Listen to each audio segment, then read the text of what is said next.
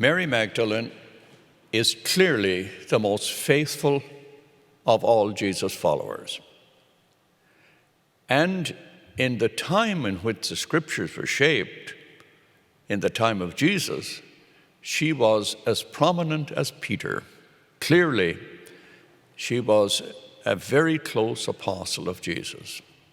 Now, the relationship has been shaped and formed many times over the years. And given the patriarchy of the church and the manner in which the Gospels were shaped in a Semitic culture, which was very patriarchal, she somehow is framed in a way which is unbecoming and some ways unfair to her. Clearly, she was a very close apostle and co-worker with Jesus. Over the years, over the centuries, with the emerging patriarchy in the church, the place of women was somehow receded. And Mary Magdalene fit into that whole movement. Except, rather interestingly, in Ireland, because the church in Ireland was not influenced by the fall of the empire. The Roman Empire, the church in the Roman Empire were so bonded that when the empire began to fall in the 4th and 5th, 6th century, it affected the church, but not in Ireland. And therefore, the place of women in Ireland, in the culture of Ireland, was still very prominent. And Patrick died around the year 460, but post-Patrick, after his time, Bridget of Kildare was as powerful as any bishop. She probably appointed bishops. She might even have ordained bishops. But except for this isolated little place, separate from Rome, otherwise the shaping of the theology of women in the life of the church was very influenced, not only out of the Semitic culture, but in the Christian culture of the time. And that was very much emphasized by a document that came from the Pope. We know the date and we know the year. It was September 14th in 591.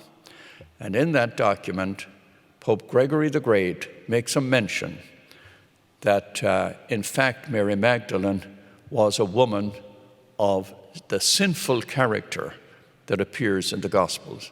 Now, very briefly, and there are many references to this, but in chapter 7, verse 36 in the Gospel of Luke, there's a story there that a woman who was known to be a public sinner comes to Jesus, who is dining in the house of a Pharisee, and anoints his feet.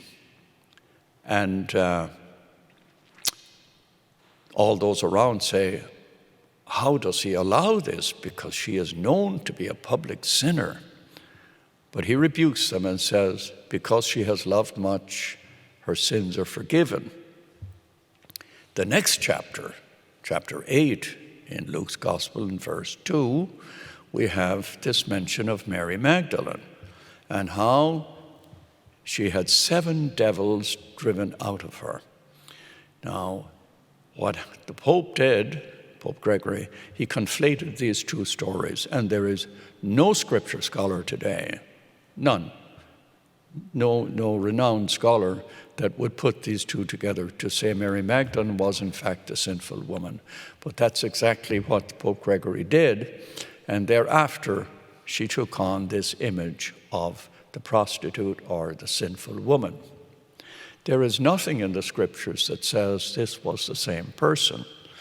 And in fact, the 7 devils in the Semitic culture in which Jesus lived and out of which the Gospels were shaped, the notion of being possessed by a devil had a meaning that we don't have today. It could be somebody was depressed. It could be somebody had a mental problem.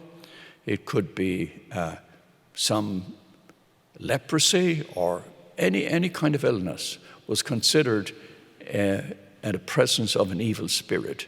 So when he drives out the 7 devils, the 7 evil spirits, that does not mean that she was a sinner. That's a renowned scripture scholarship here that comes to that conclusion. So keep in mind that Mary Magdalene represents the strength and the gift and the fidelity of all women in the life of the church. And perhaps we are reclaiming some small portion of that in the present age. But I want to anoint Mary Magdalene because she has taken on an image in the history of the church which is not worthy of her.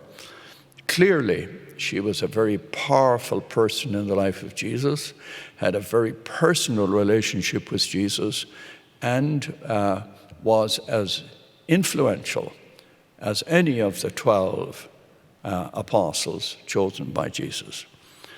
Just keep this in mind, that there's a way in which history can shape the image of a person, and it will take years later, and maybe generations, to undo the historical thing, even if it was inaccurate. We pause now for a moment of prayer.